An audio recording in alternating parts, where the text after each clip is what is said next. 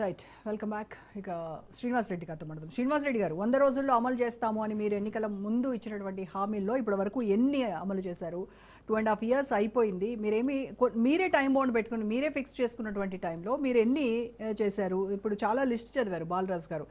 కౌలు రైతులకు ఇస్తా అన్నారు, వ్యవసాయ కూలీని గుర్తిస్తా ఉన్నారు, ఎన్ని సీజన్లకి ఇప్పటికి రైతు భరోసా ఇచ్చారు, 200 యూనిట్ల ఉచిత కరెంటు ఎంతమందికి ఇచ్చారు, ఎంత శాతం మేర మీరు ఇచ్చినటువంటి హామీలన్నీ అమలయ్యాయి?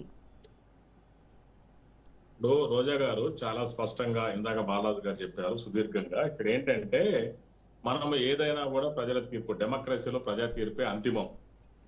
ఇవాళ ఏదైతే హామీలు ఇచ్చామో హామీలు ఉన్నటువంటి బడ్జెట్ లో ఒక్కొక్కటి అమలు చేసుకుంటూ చాలా స్పష్టంగా వస్తున్నాం. ఇవాళ తెలంగాణ ప్రజానికి, యావత్ ప్రజానికం కూడా మనం అర్థం చేసుకునే పరిస్థితి ఇవాళ.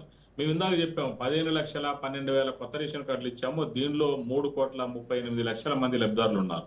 ఓవరాల్ గా ఏమంటారంటే 1,10,00,000 కార్డులు ఉన్నాయి రేషన్ కార్డులు. అంటే ఒక రేషన్ కార్డు పరిధిలో ఒకరే ఉండొచ్చు, ఇద్దరు ఉండొచ్చు, కుటుంబ సభ్యులు ముగ్గురు ఉండొచ్చు. దాన్ని పట్టుకొని మనము ఎలా లెక్కేస్తాము? రాష్ట్ర జనాభా దాటిపోయిందని.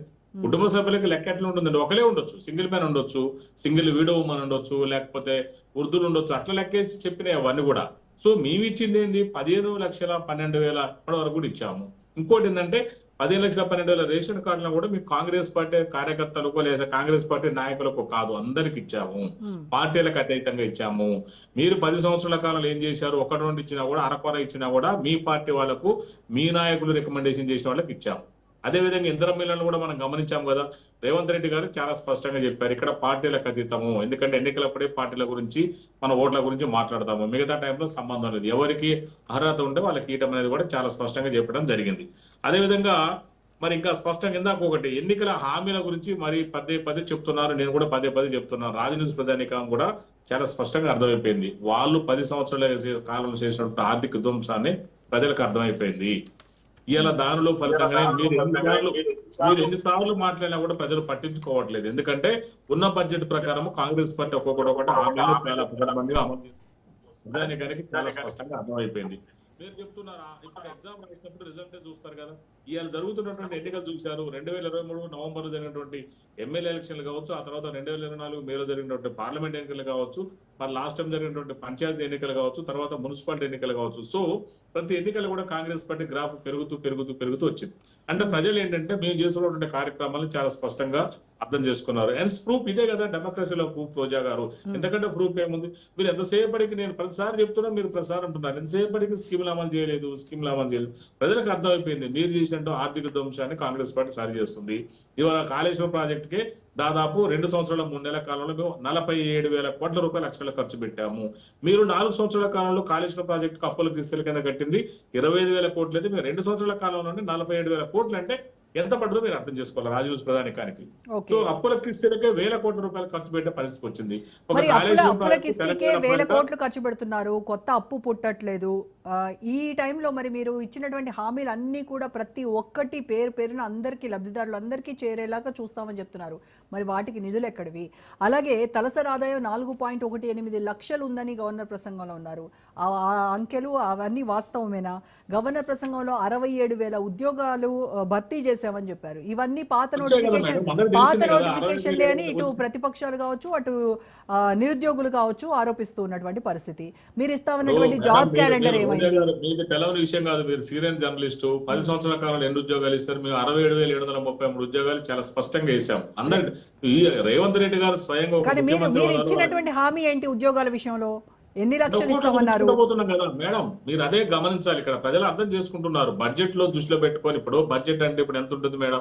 పోయిన సంవత్సరం కంటే ఈ సంవత్సరం బడ్జెట్ లో 10% 15% పెంచుతాం. అంతేగాని 3 లక్షల బడ్జెట్ కాస్త 6 లక్షల బడ్జెట్ ఉంటుందా? శ్రీనివాస్ గారు, అల్జాపూర్ శ్రీనివాస్ గారు సీనియర్ పొలిటీషియన్, తెలుసు కదా. బడ్జెట్ ఏంటంటే ఒక లెక్క ప్రకారం పోతుంది. మన ఇష్టం వచ్చినట్టు బడ్జెట్ పంచాయతీ కాదు కదా. ద్రవ్యోల్బణం ఏర్పడుతుంటది, ఆర్థిక మధ్య ఏర్పడుతుంటది. అది ఒక లెక్కల ప్రకారం పోతుంది. కేంద్రం తెలంగాణకు ఏమి నిధులు ఇవ్వట్లేదు కాబట్టి అల్జాపూర్ శ్రీనివాస్ గారిని ఇరికిస్తున్నారు ఈ విషయంలో. అంతే కదా మేడం, ఆయన సీనియర్ పొలిటీషియన్ కూడా, ఆయన తెలుసు కదా. ఇప్పుడు బడ్జెట్ లో అన్ని అర్థమవుతూ ఉంటాయి. మనకు ఉన్నటువంటి బడ్జెట్ లోనే మన కార్యక్రమాలు చేయాలి, విద్య కేటాయించాలి, అన్ని రంగాలకు కూడా కేటాయించుకుంటూ పోవాలి. ఎలక్షన్ కూడా ఒక్కొక్క రంగానికి చాలా స్పష్టంగా విడివిడిగా చేయాల్సి ఉంటుంది. అదేవిధంగా ఇంకా ఇందాక అల్జాపూర్ శ్రీనివాస్ గారు ఏమంటున్నారంటే, మంత్రులకు మాట్లాడేటప్పుడు రేవంత్ రెడ్డి గారు ఈ దేశంలో రేవంత్ రెడ్డి గారు ఇచ్చినటువంటి మంత్రులకు స్వేచ్ఛ నాకు తెలిసి ఎవరు ఇవ్వకపోవచ్చు. మేబీ వాళ్ళ డిపార్ట్మెంట్ లో స్వతంత్రంగా పాలించుకుంటున్నారు. కేసీఆర్ పాలించినప్పుడు అవును. మనం చాలా ఇదే కొంతమంది నేతలు అంటే ఎక్కువ స్వేచ్ఛ ఇచ్చారు, అందుకే అది కూడా దుర్వినియోగం చేస్తున్నారు. అందుకోసమనే కమిషన్లు, తర్వాత గన్ కల్చర్, గన్లు పెట్టి మరీ బెదిరించడం, అంటే స్వేచ్ఛ ఎక్కువైపోయి ఇది మితిమీరిపోయిందని కూడా కామెంట్స్ కూడా చేశారు. మేడం, ఈ డెమోక్రసీలో జరుగుతుంటే అడపా చెదురు మొదలు సంఘటన జరగకుండా ఎక్కడ ఉంటుంది. దాన్ని మేము పకడ్బందీగా ఈగలన్నీ కూడా పెట్టాం కదా. నిన్నగాక మొన్న కూడా చూసాం, మనం నిన్ననే చూసాం కదా. ఆ ఫామ్ హౌస్ లో వాళ్ళు డ్రగ్స్ వాడితే ఏమంటే ఈగల్ టీం ఏమంటే అటాక్ చేసింది. అంటే ఎక్కడ అసలు డ్రగ్స్ ఆయన నుంచి వచ్చినాయి మేడం? అసలు కేటీఆర్ కదా ఆద్యుడు డ్రగ్స్ కి. కేటీఆర్ లేని అసలు ఆయన మూలంగానే కదా డ్రగ్స్. అసలు అంతకుముందు అసలు డ్రగ్స్ అంటే ఏందో నిజానికి తెలంగాణ కేటీఆర్ పుణ్యమని తెలంగాణలో డ్రగ్ కల్చర్ వచ్చేసింది. అది ఇప్పుడు ఇలా ఒక జాడ్యాలాగా పట్టి పీడిస్తుంది. రేవంత్ రెడ్డి గారు వచ్చినాక ఈగల్ అని ఒక కొత్త టీం స్టార్ట్ చేసి దీని మీద డ్రగ్స్ మీద ఉప్పుపాదం ఊపుతున్నారు. ఎక్కడ జరిగినా కూడా ఏ స్థాయిలో ఉన్నా కూడా ఒప్పుకోవట్లేదు. నిన్న కూడా చూసాము, ఆ రోహిత్ రెడ్డి కావచ్చు, అదేవిధంగా వాళ్ళ బ్రదర్ రితేష్ రెడ్డి కావచ్చు, అదేవిధంగా ఎంపీ అదే ఆంధ్ర ఎంపీ మీద కూడా మరి కేసులు చేయడం జరిగింది, డ్రగ్ టెస్టులు చేయడం జరిగింది. అంత ఈజీ వదిలిపెట్టట్లేదు. అంటే భయపడాలి, వెన్నులో వణుకు రావాలి, మామూలు డ్రగ్స్ ఆగదు, భయం డేంజర్ అనే ఫీలింగ్ రావాలి అని చెప్పేసి చాలా స్పష్టంగా కఠినమైన చర్యలు పాల్పడటం కూడా జరుగుతుంది. గతంలో ఎందుకంటే కేటీఆర్ డ్రగ్స్ తీసుకున్నాడు కాబట్టి గోండు పట్టించుకోవాలి, అసలు డ్రగ్స్ ఉన్నదా లేదా అన్నట్టు చేసింది. మా ఖమ్మం దాకా కూడా పాకింది, స్కూళ్ళ కాలేజీలకు కూడా వచ్చింది. అంటే అసలు ఆశ్చర్యం, అంటే ఆయన మొదలు పెట్టింది దూరం వచ్చింది. దీని అద్దు చేయాలంటే ప్రభుత్వం చాలా కష్టపడాల్సి వస్తుంది. ఇవాళ దీన్నంతా డిసిప్లిన్ గా ఒక స్ట్రీమ్ లైన్ లో తీసుకురావడం కోసం ఇవాళ రేవంత్ రెడ్డి గారి ప్రభుత్వం ఆర్డిస్టులు కృషి చేస్తుంది. పోలీస్ డిపార్ట్మెంట్ కావచ్చు, అన్ని రకాల డిపార్ట్మెంట్లే కావచ్చు కృషి చేస్తుంది. ఇవాళ కూడా చూసాం మేడం, మరి మీరు ఒకటి ప్రజానికానికి సూటిగా అడుగుతున్న రాజ్ న్యూస్ ద్వారా, ఇవాళ జరిగిన అసెంబ్లీ సమావేశాలు కూడా మరి కేసీఆర్ గారు రావట్లేదు. మరి ఎందుకు రావట్లేదు నాకు అర్థం కావట్లేదు.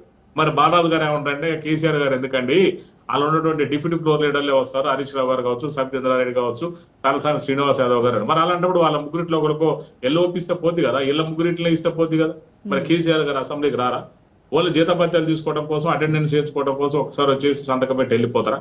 ఆయన ఏందో సభ్యత్వం, ఎమ్మెల్యే సభ్యత్వాన్ని కాపాడుకోవడానికి, ఎమ్మెల్యే గిరిని కాపాడుకోవడానికి వస్తారా? ప్రతిపక్ష పాత్ర పోషించాలని నేను ప్రతి డిబేట్ లో కూడా అడుగుతున్నాను. ఎప్పుడు రారా? అసెంబ్లీ అంటే అంత చిన్న చూప? అసెంబ్లీలో మన అసెంబ్లీ కదా దేవాలయం డెమోక్రసీలో రాష్ట్రానికి. మరి రావాలి, ఆయన మాట్లాడాలి, ఆయన సలహాలు సూచనలు ప్రజానీకానికి ఇవ్వాల్సిన అవసరం చాలా ఉంది. అవన్నీ వదిలిపెట్టి ఇంటికాడ కూర్చొని తెలిసిన వాళ్ళు పంపిస్తే బావబామ్మద్దులు ఏముంది, వాళ్ళు ఏం మాట్లాడుతున్నారో వాళ్ళకి అర్థం కావట్లేదు. ఒకరికొకరు ఆధిపత్య పోరే తప్ప అసలు విషయాలను పక్కన పెడుతున్నాయి. బాలరాజ్ గారు సమాధానం చెప్పాలి దీనిపైన. బాలరాజ్ గారు, ఇప్పుడు ఓకే, శ్రీనివాస్ రెడ్డి గారు దేశంలో కానీ, అదేవిధంగా గోవాలో కానీ, అదేవిధంగా మిగతా ప్రాంతాల్లో కావచ్చు, ప్రపంచవ్యాప్తంగా ఉన్న డ్రగ్స్ కి ఇక కేటీఆర్ ఆద్యుడని మాట్లాడితే ఇక దానికి అర్థం ఏందో కాంగ్రెస్ పార్టీ నిర్ణయించుకోవాలి, కాంగ్రెస్ పార్టీ చెప్పాలి. మేడం ఏమంటారు?